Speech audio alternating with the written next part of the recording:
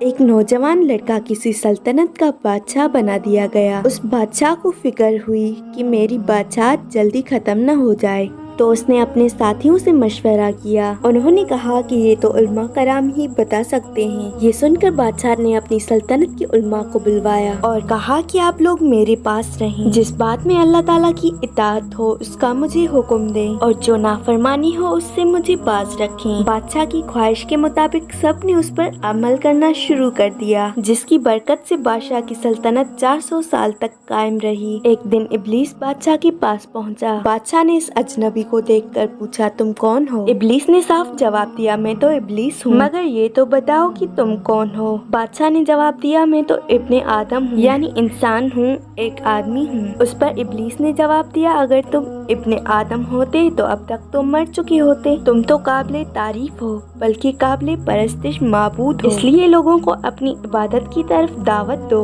ابلیس نے کچھ اس طرح سے گفتگو کی کہ بادشاہ کے دل پر اتر گئی۔ آخر بادشاہ بھی یہ سوچنے پر مجبور ہو گیا کہ اگر میں انسان ہوتا تو اب تک تو مر چکا ہوتا۔ شاید یہ ٹھیک کہہ رہا ہے، میں واقعی قابل پرستش ہوں، لوگوں کو میری عبادت کرنی چاہیے۔ پھر بادشاہ منبر پر چڑھ گیا اور لوگوں سے کہا کہ اے لوگوں، اب تک میں نے تم سے ایک بات پوشیدہ رکھی تھی، مگر آج میں اس کا اظہار کرتا ہوں۔ تم لوگوں کو معلوم ہے کہ میں 400 سالوں سے حکومت کر رہا ہوں۔ اگر میں اولاد آدم سے کوئی آدمی ہوتا، دوسرے لوگوں کی طرح میں بھی مر چکا ہوتا، لہٰذا تمہیں معلوم ہونا چاہیے کہ میں تمہارا رب ہوں، معبود ہوں، اور تم لوگوں کو میری عبادت کرنی چاہیے۔ بادشاہ کے اس اعلان کے بعد، جس میں کھلم کھلا شرک تھا، اللہ تعالیٰ نے اس زمانے کے نبی کے پاس وحی بھیجی کہ اس بے ادب بادشاہ کو اطلاع کر دو کہ جب تک وہ راہ راست پر قائم رہا، میری بے ادبی نہیں کی، میرا فرما بردار رہا، میں نے اس کی سلطنت کو قائم رکھا اور ثابت رکھا، مگر اب جب کہ وہ کھلا گمراہ ہو چکا ہے، بے ادب بن چکا ہے، کہ قسم ہے مجھے اپنی عزت و جلال کی،